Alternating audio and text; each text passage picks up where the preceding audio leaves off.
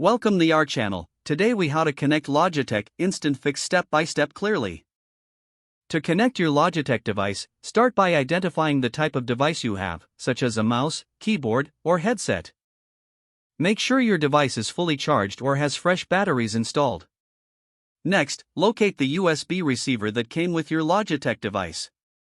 Plug the USB receiver into an available USB port on your computer. Now, turn on your Logitech device if it has a power switch. On your keyboard or mouse, press the Connect button if available.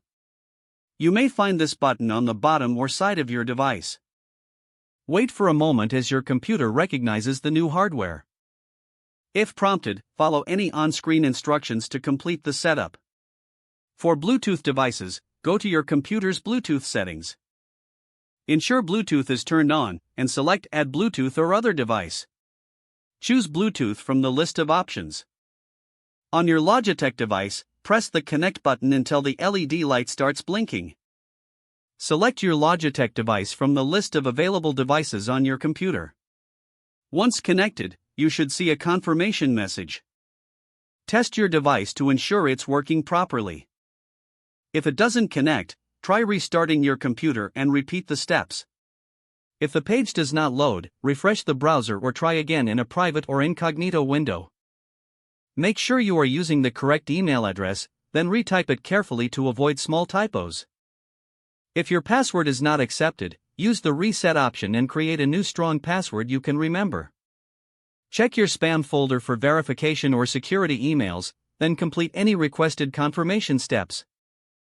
Enable two-factor authentication if available to improve account security and reduce unauthorized access risk.